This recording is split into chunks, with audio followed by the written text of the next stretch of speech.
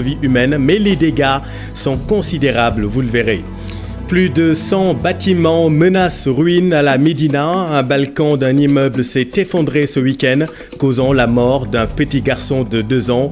Le sous-préfet de Dakar Plateau incombe la responsabilité de la démolition des maisons aux propriétaires déserteurs. Campagne de commercialisation de l'arachide, des opérateurs étrangers achètent le kilogramme d'arachide jusqu'à 300 francs CFA. À Kaolack, des paysans se félicitent du bon démarrage de la campagne.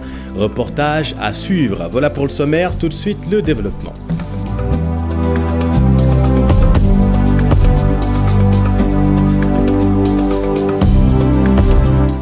La mer recrache des corps, mais on ne saura jamais, hélas, le nombre de jeunes Sénégalais morts en mer. Selon le ministre de l'Intérieur, l'État n'est pas en mesure de donner le chiffre exact. Concernant la maladie mystérieuse qui frappe les pêcheurs, les recherches s'orientent vers la piste des algues pour déterminer la cause. Sur 1004 malades, un seul est encore hospitalisé. 8 ministres ont fait face à la presse ce matin. Il s'agit d'un premier exercice, un premier numéro d'un rendez-vous quinzomadaire désormais. Pafaraning et Diafaraba. Le ministre de l'Intérieur livre une réponse laconique sur le nombre exact de jeunes Sénégalais ayant péri en mer. Que lorsque c'est clandestin, on n'a jamais suffisamment d'éléments pour pouvoir se prononcer. Mais là aussi, je dois relever que l'objectif du gouvernement n'est pas de dénombrer des morts. L'objectif du gouvernement est de trouver des solutions aux problèmes qui se posent aux Sénégalais. Et dans le cadre des actions préventives et répressives coordonnées par les différentes forces de défense et de sécurité, de veiller à ce que nos jeunes ne prennent plus le chemin des océans qui de toute façon n'apportent pas de solution à aucun des problèmes posés. Son homologue Alioune Ndoye revient sur les accords de pêche avec l'UE, signés dans le respect du code de la pêche. Nous rassurons que tout ce qui est fait, l'est fait dans le cadre vraiment d'une transparence et d'un respect strict de la réglementation sénégalaise. Alors on fait le lien avec l'immigration dite clandestine, parce que la mer n'aurait pas de poissons. C'est un de vos confrères qui a dit ça, je crois que c'est notre camarade du... Mais je viens de rappeler que ces accords existent depuis 1979. Et avant, s'attaquer à des pêcheries qui intéressent nos pêcheurs. Et aujourd'hui, ce n'est plus le cas. Parce qu'aujourd'hui, ils portent sur 10 000 tonnes. Sur le rapatriement des clandestins, le secrétaire d'État au Sénégalais de l'extérieur dément et précise qu'il n'y a pas de signature entre la République du Sénégal et le Royaume d'Espagne en ce qui concerne le rapatriement de nos compatriotes.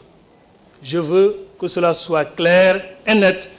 La convention que nous avons eu à signer, je l'ai dit, elle est relative à la prise en charge de ce qu'on appelle les pensions de retraite. Autre sujet abordé, la maladie des pêcheurs. Le ministre de la Santé rassure les Sénégalais par rapport à la situation, même si l'on ignore les causes. Au niveau des investigations, nous pouvons noter qu'il n'y a aucun cas secondaire. Autrement dit, il n'y a pas de contamination. Ce n'est pas une maladie contagieuse. Somme toute, nous avons 1004 cas totalement pris en charge, dont un seul hospitalisé en ce moment. Et les lésions évoluent très favorablement au niveau de la prise en charge. Lors de cette séance de questions-réponses avec la presse, les ministres de la Jeunesse et de l'Emploi et de la formation professionnelle ont aussi apporté des réponses à cette situation. Pafara, à propos de la pandémie actuelle, le ministre de la Santé écarte l'idée d'une deuxième vague, mais appelle les Sénégalais à garder les gestes barrières. Selon Abdoulaye Diouf Sarr, si le Sénégal est cité en exemple, c'est parce que la stratégie de riposte a été efficiente.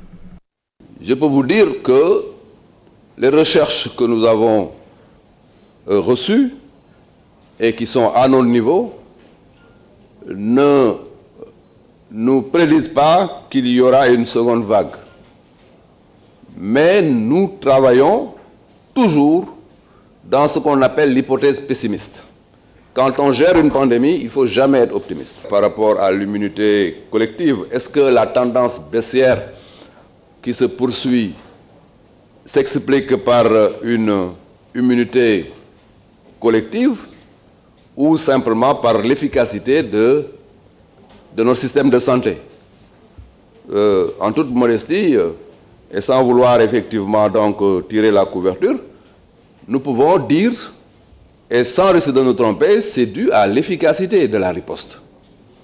Parce que l'immunité collective ne peut pas être une stratégie de riposte. Si l'immunité collective était la stratégie de riposte, le corollaire serait un nombre de morts extrêmement important. Parce qu'on ne ferait rien, on laisserait effectivement le virus circuler sans rien faire. Et aujourd'hui, le Sénégal a le meilleur taux de létalité. Le meilleur taux de létalité par rapport à la moyenne africaine et par rapport à la moyenne mondiale.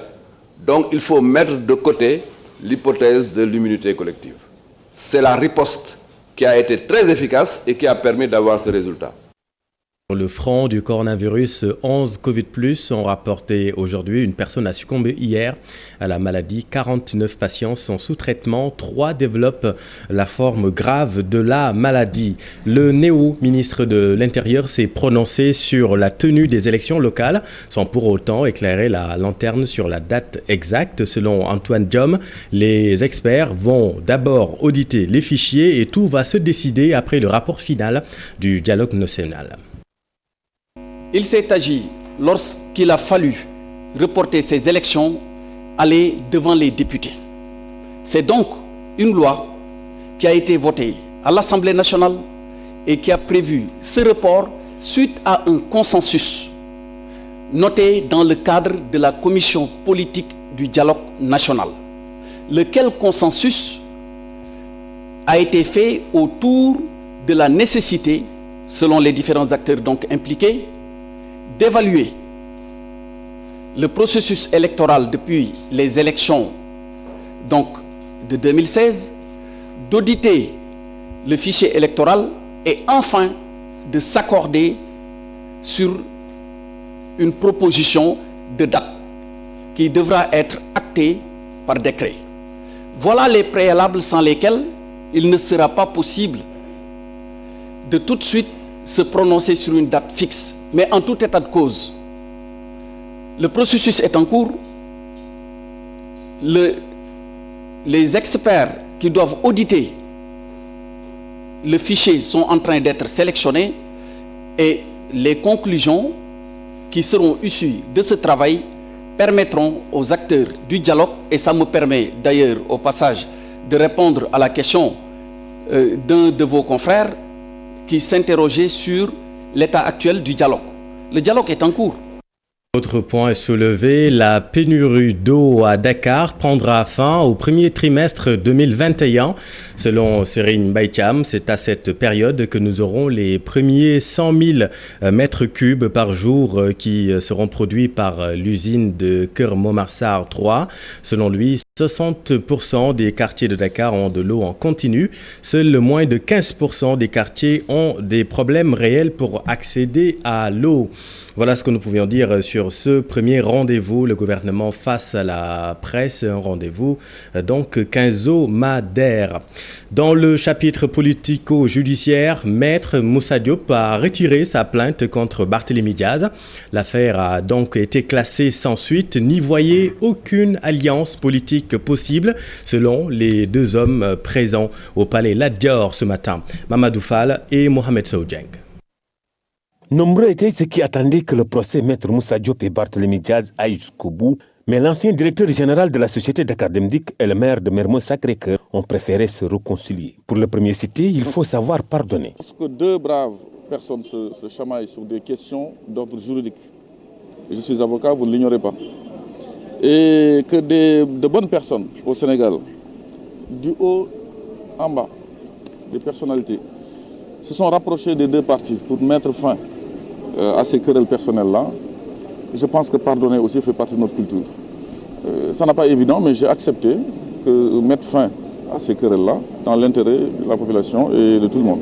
Barthélémy Diaz, lui, tense les soi-disant détracteurs de leur union. Il était nécessaire de fumer le calumet de la paix. Il n'est pas interdit à des individus, de surcroît des responsables politiques, de se réconcilier. Donc j'invite les uns et les autres à la raison et à arrêter de vouloir faire des comparaisons parce que nous n'appartenons ni à la même formation politique, nous ne sommes ni de la même coalition et nous n'avons actuellement aucun impact sur l'avenir des Sénégalais. Donc de grâce, que ceux qui vivent d'émotions et de sensations se ressaisissent, parce que moi personnellement je ne fais pas partie des gens qu'on intimide, c'est la première chose à dire. Mais les deux acteurs politiques rassurent pour le moment, point d'alliance, même s'ils auront des combats communs à mener. Je n'ai pas scellé une alliance quelconque avec M. Diop, que je respecte et que je salue au passage et à qui je souhaite bon vent. Nous allons peut-être porter des combats ensemble, une chose est claire, je salue sa posture sur le non au 3e mandat. Aucune alliance politique. Et chaque fois que la nation aura besoin de ses fils, nous serons là. Mais pour le moment, il n'y a aucune alliance politique. Il faut que ce soit clair. J'ai vu une presse ce matin titrée « Moussa Diop intègre le PASTEF ». C'est archi faux. Ils ont tour à tour remercié le leader du PASTEF, les Patriotes. N'eût été lui, il n'y aurait pas de réconciliation. Une paix des braves, disent-ils.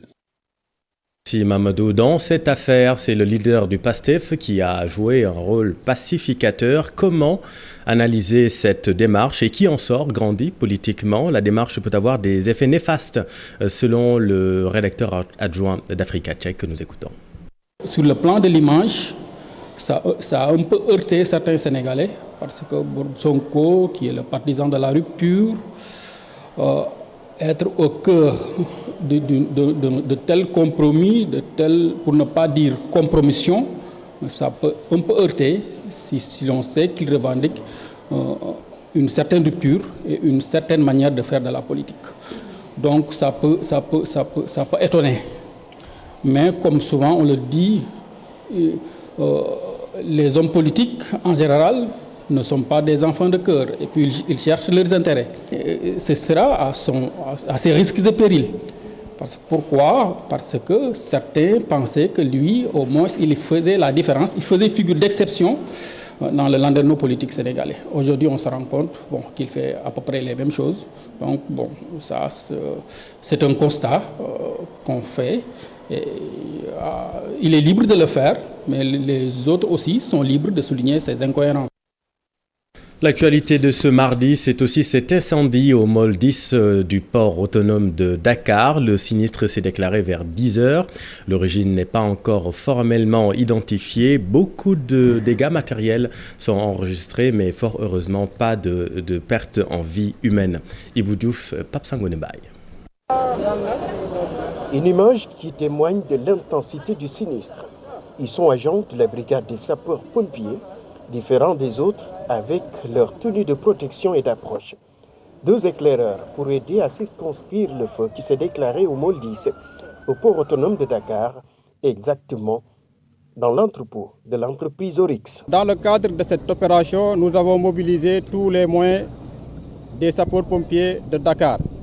Précisément, nous avons engagé 25 engins et véhicules d'incendie, dont 9 fourgons pompe-tonnes et 2 échelles aériennes.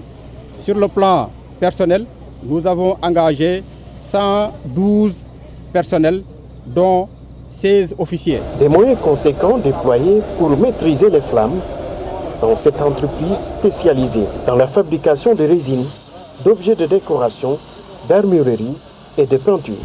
Il y a du fibre de verre qui était dans les lieux, donc ce n'est pas facile de l'éteindre avec de l'eau seulement. Il a fallu qu'on utilise de la mousse pour pouvoir parvenir à circonscrire. Les soldats du fond ont mis du temps pour maîtriser les flammes. Au-delà de la question des équipements, d'autres manquements ont été évoqués. Une difficulté liée d'abord à l'éternelle question des hydrants, parce que Merci Ibou. L'autre grand titre de cette édition, c'est l'affaissement d'un balcon à la Médina. L'accident a causé la mort d'un petit garçon de 2 ans. Le drame s'est produit dans la nuit de dimanche dernier. 16 familles logées dans cet immeuble. Ce bâtiment figurait pourtant sur la liste de 102 villas qui menacent ruine dans la commune. Maïmouna Ndiaye et Amadouba. Médina, rue 39, angle 30. De loin, l'on aperçoit ce balcon qui s'est affaissé dans la nuit du 22 au 23 novembre. Bilan, 1 mort et 2 blessés. Je reconnais que le bâtiment était dans un état de délabrement très avancé. Il m'arrivait d'être au travail et d'appeler au téléphone pour avoir des nouvelles de ma famille. Ce jeune, une des victimes, Il faisait partie des 16 familles qui logeaient dans cette bâtisse.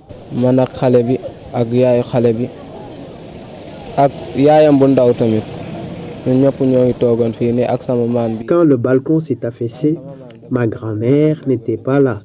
Nous étions seuls avec la mère du défunt garçon de 2 ans. Dans un premier temps, c'est des ordures qui nous tombaient dessus. Je les signalais avant que ma grand-mère ne parte. Mais il pensait que ce sont les tout petits qui jouaient au balcon. Quelque temps après, il s'est effondré sur le petit. J'ai voulu le sauver en le prenant dans mes bras, mais le mal s'est déjà produit. Il a reçu un coup fatal qu'il a finalement emporté.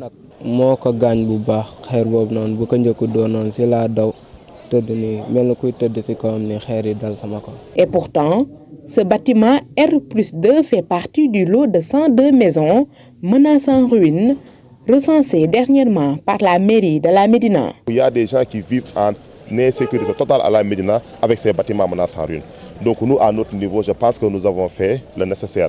On a reporté les bâtiments, on a fait la cartographie, on a envoyé ça aux services compétents, c'est-à-dire la préfecture, la sous-préfecture et la protection civile, à eux aussi pratiquement de prendre le responsable et faire le travail nécessaire. Donc nous, on a dissipé des arrêtés de péril. Cet immeuble, situé à la rue 37, angle 28, figure parmi les villas à démolir à la Médina. La commune dit attendre l'aval des autorités compétentes, notamment le sous-préfet de Dakar Plateau. Mais Mouna, hélas, des accidents du genre à la Médina, ce n'est pas la première fois. Souvenez-vous de l'effondrement d'un balcon à la rue 3, angle 6, le 15 octobre 2019. Cette maison était inhabitée. La mort d'une dame et 3 blessés dont un bébé, c'était le bilan de cet accident similaire à celui de dimanche dernier. Manifestement, les maisons qui menacent ruine vont s'écrouler les unes après les autres si rien n'est fait. Dans ce contexte, selon le sous-préfet de Dakar Plateau, la responsabilité de la démolition de ces bâtiments squelettiques incombe aux propriétaires déserteurs. Écoutons là-dessus Djibi Diallo. Pour ce cas précis, cette famille a été effectivement évacuée de cette maison, mais les gens sont revenus d'eux-mêmes.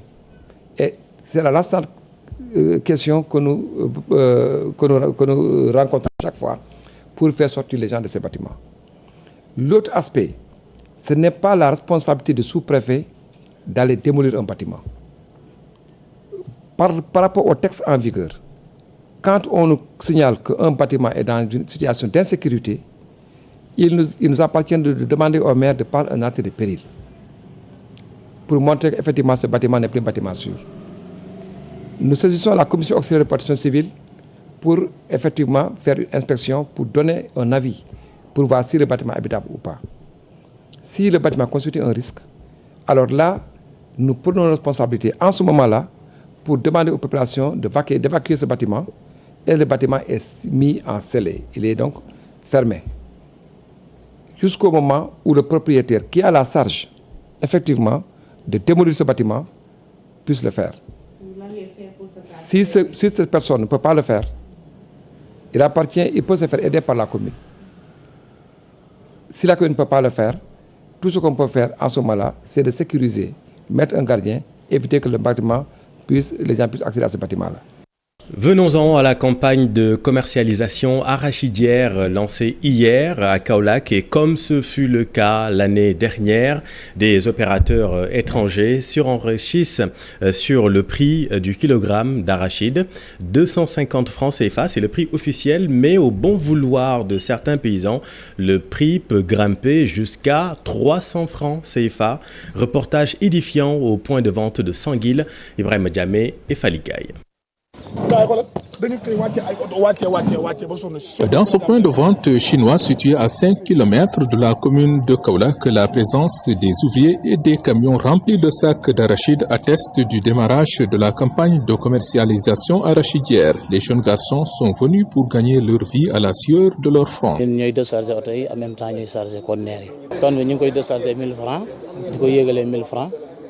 Le démarrage officiel de la campagne de commercialisation au niveau de ce point de vente était en présence du président de la Fédération des paysans du bassin arachidier, Ibrahima Badiane, qui se dit très optimiste. Ça se passe très bien. Vous avez vu que le contrôle économique est là en train de vérifier le matériel de collecte. Il y a aussi des camions qui sont stationnés ici. Les manœuvres sont là. Donc nous allons tout de suite démarrer la campagne. L'avocat des paysans se réjouit du prix proposé par les Chinois en dépit de la taxe de 30 francs CFA imposée par l'État. Donc nous vendons nos graines à 300 francs. Et toute personne qui se présente pour essayer d'acheter à 250, ça ne sera pas possible. Et pour s'assurer de la régularité des opérations, les éléments du service du commerce étaient aussi présents sur les lieux. Vous savez, dans la campagne de commercialisation de l'arachide, le ministère du Commerce joue un rôle primordial dans la remise en état des matériaux de collecte. La remise en état, c'est quoi? C'est de vérifier d'abord, avant le démarrage de la campagne, que les opérateurs utilisent des instruments de mesure conformes à la réglementation. Ce point de vente d'arachide appartenant aux opérateurs étrangers chinois avait fait l'objet de cambriolage l'année dernière où près de 20 millions de francs CFA ont été emportés. Merci Ibrahima.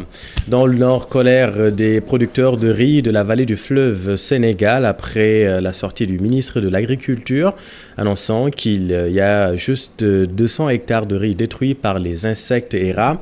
Les riziculteurs annoncent une perte de plus de 5000 hectares sur la présente saison. Ils réclament le déclenchement des fonds de calamité au chef de l'État ainsi que les fonds Covid-19 pour leur permettre de sortir de la précarité du moment. Ayafal est leur porte-parole avec notre équipe à Saint-Louis.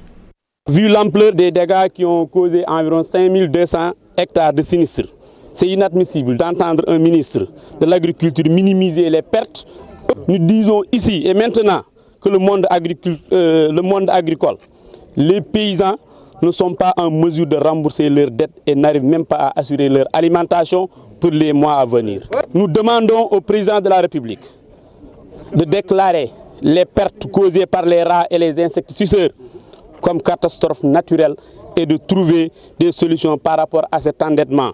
D'abord, en annulant la dette qui avoisine aujourd'hui les 8 milliards avec les fonds de force Covid-19, dont 20 milliards ont été alloués au ministère de l'Agriculture, mais également de prendre en charge quand même la question du chômage des jeunes.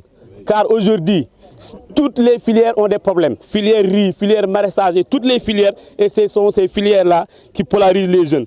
Mais également organiser les états généraux de la riziculture pour trouver définitivement les solutions à ces problèmes.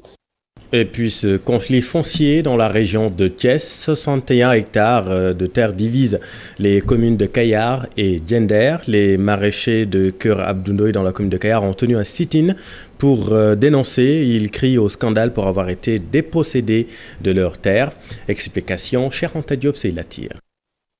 Les maraîchers de Keur Abdoundoye, avec à leur tête l'adjoint au maire de Kayar, protestent contre la spoliation de leurs terres dont ils sont victimes. Ils pointent du doigt le maire de Diender. Selon eux, ce dernier veut à tout prix attribuer ces terres à des privés. Déjà, les bulldozers sont sur le terrain. Alsandoy, maire de Diender, moi j'ai andil un projet 65 hectares. Nous sommes mécontents, le maire de Diender Alsandoy veut prendre 60 hectares de nos terres. Ce sont des milliers de maraîchers qui seront dépossédés de leurs terres. Vous avez vu ces bulldozers, ils sont en train de procéder à des opérations de lotissement du domaine. Pour Momodouba, adjoint au maire de Kayar, ces terres appartiennent à la commune de Kayar. Comment le maire de Diender peut-il s'engager dans une telle opération sans aucune concertation? Parce que c'est le maire de Diender qui avait le projet là. Nous, on espérons que s'il y en a un projet intercommunal, il pouvait nous même soumettre le projet, on va discuter ça et négocier. Il venir avec le forcing.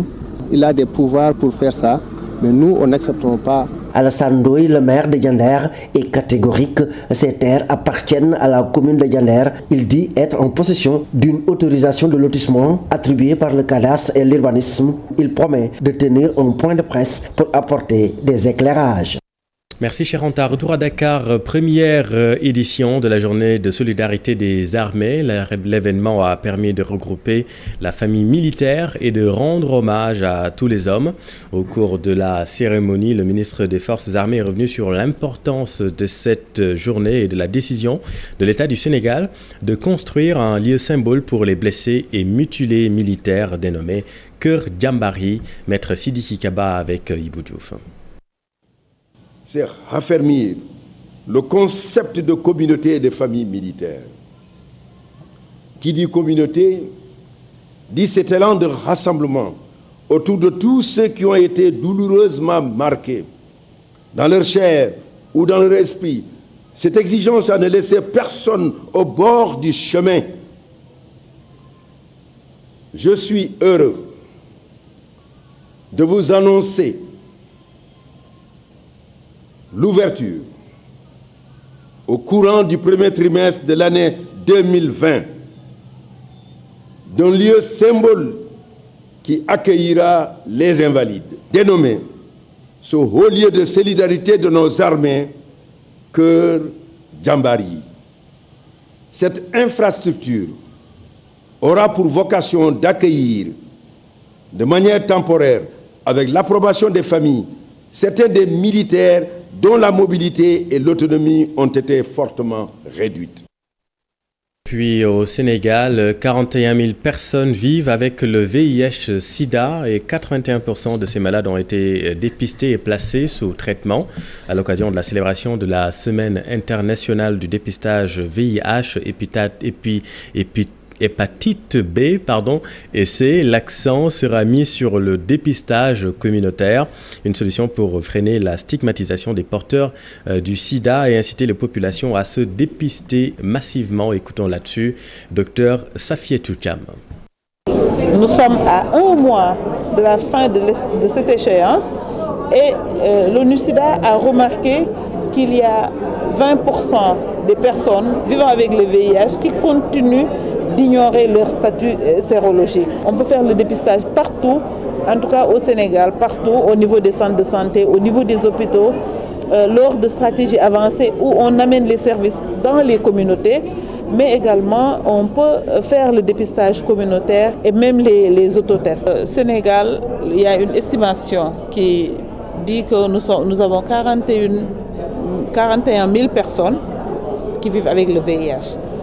Et 81% de ces personnes est déjà dépistée et mise sous traitement. Donc pour le moment, pour les 3,90, nous sommes à un mois, je le disais.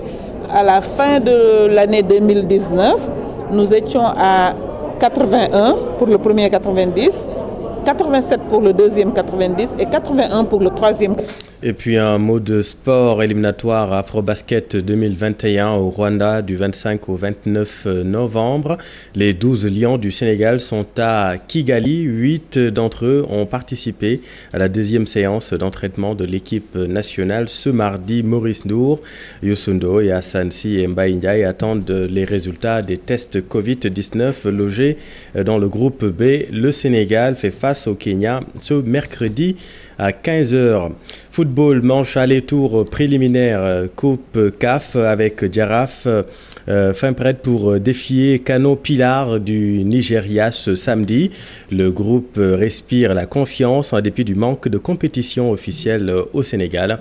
On est tout cela avec Cheikh Sadibou Diarra et Younous Diatta.